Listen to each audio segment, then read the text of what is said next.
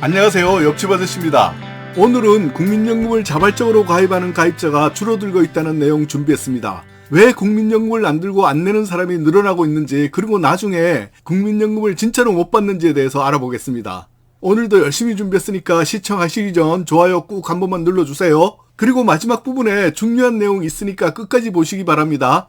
바로 본론으로 들어갈게요. 먼저 국민연금 고갈 시나리오 말씀드려 볼게요. 국민연금 보험료율을 현 상태인 9%로 유지하면 2057년이 국민연금 고갈 시점이 되고요. 보험료율을 15%로 인상을 하면 국민연금연구원에 의하면 2073년 한국보건사회연구원에서는 보험료율을 2024년부터 5년간 혹은 10년간 22.63%까지 인상을 하면 2090년 이후가 국민연금 고갈 시점으로 보고 있습니다. 그리고 국민연금 재정수지학회는 한국보건사회연구원 자료에 따르면 보험료율을 현행 9%로 유지하는 경우 2040년에는 마이너스 7조 원, 2050년에는 급격하게 악화되어서 마이너스 85조 원이 되고요. 그 이후로는 계속해서 대폭 악화됩니다. 참 심각한 문제이긴 한데 이 부분은 워낙 민감한 문제라 정치권에서도 말만 나올 뿐 함부로 개혁을 못하고 있습니다. 그런데 저는 현재 상태로는 국민연금을 납부하라고 권하는 사람입니다. 왜냐하면 현재는 국민연금을 낼 때는 9%를 내고 연금을 받을 때는 소득의 40%를 받는 구조이기 때문입니다. 하지만 연금개혁은 이루어져야 하는데요. 이 부분은 제가 할 수 있는 일이 아니기 때문에 이렇게 말씀드리고요. 정치권에서 결단을 내려야 가능한 부분이라 생각합니다. 그래도 종합적으로 보더라도 노년을 대비해서 저는 국민연금을 내야 한다고 생각합니다. 현재는 이것처럼 좋은 것은 시중은행과도 비교하더라도 비교할 수가 없을 정도입니다. 그리고 국민연금은 기본적으로 나라가 망하기 전까지는 일부에서 떠들어대는 국민연금 못 받는 일은 없을 겁니다. 저는 이렇게 생각합니다. 얘기하려면 한도 끝도 없으니까 이 부분은 이 정도만 할게요. 국민연금은 기본적으로 내가 선택하는 것이 아니라 의무적으로 가입해야 하는 연금입니다. 이것을 임의가입 대상자라고 하는데요. 이 임의가입 대상자는 만 18세 이상 59세까지입니다. 그런데 여기에는 의무가입, 다시 말해서 임의가입 대상자는 아니지만 주부나 학생, 군인 등이 국민연금에 자발적으로 가입을 하는 사람을 국민연금 자발적 가입 대상자라고 하는데요. 이 자발적 가입 대상자가 줄어들고 있습니다. 그 이유는 여러 가지가 있겠지만 우선 인구 감소가 대표적이고요. 그리고 건강보험료의 피부양자 기준 중 피부양자의 소득 기준의 변화도 크게 한몫을 하는 것 같습니다. 참고로 건강보험료 피부양자 소득 기준은 기존에는 연간 3,400만원에서 2,000만원으로 대폭 줄어들어서 피부양자에서 탈락되어 건강보험료 폭탄을 맞는다는 얘기가 있을 정도였습니다. 저도 건강보험료 폭탄에 대해서 영상을 한번 제작한 바가 있는데요. 또 하나는 만 65세에 받는 기초연금도 원인 중에 하나입니다. 기초연금과 국민연금의 차이점은 국민연금은 내가 돈을 매달 내고 노후에 받지만 기초연금은 만 65세가 되면 소득하위 70%에 해당되면 그냥 받는 돈입니다. 그런데 기초연금도 좀 더 뜯어보면 아주 가난한 사람 빼고는 현재 1인 가구 최고액인 34만원가량 전부 받는 사람은 적습니다. 국민연금에 감액제도가 있더라도 국민연금, 기초연금 딱 이 부분만 잘라서 단편적으로 생각하는 사람이라면 국민연금을 낼 수 있는 한은 자발적 가입도 저는 추천하는 입장입니다. 자, 가만히 생각해 보세요. 노후에 부자로 산다면 욕심이 아주 많은 사람만 아니라면 이 부분이 중요한 포지션이 아니기 때문에 이것저것 많이 신경이 안 쓰일 것이고요. 애매한 사람들은 몇만 원이라도 따지게 되겠죠. 그런데 아주 가난한 사람들은 어차피 국민연금 내는데 여건이 안 되니까 못 내게 되고 기초연금을 더 받게 되는 것 같습니다. 저의 단순 무식한 생각으로 조금 얍삽한 생각을 뺀 거의 순수한 저의 개인적인 생각입니다.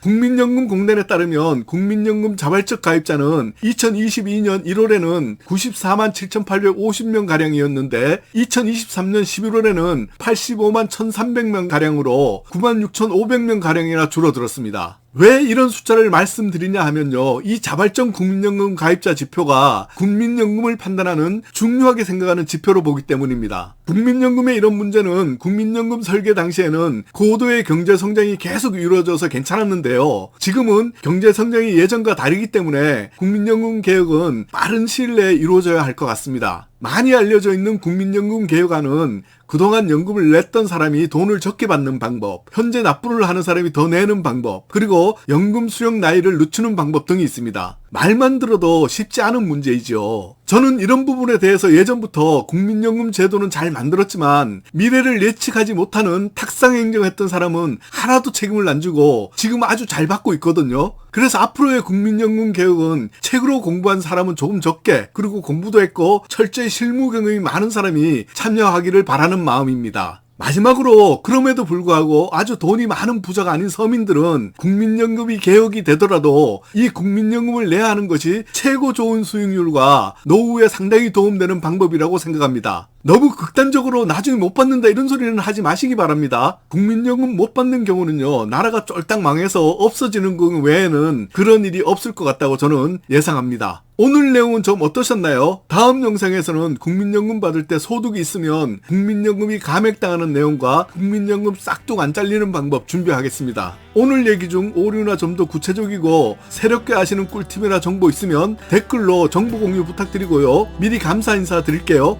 땡큐입니다. 이상 오늘 옆집 아저씨가 준비한 이야기는 여기까지입니다. 저는 다음 영상에서 또 인사드릴게요. 감사합니다.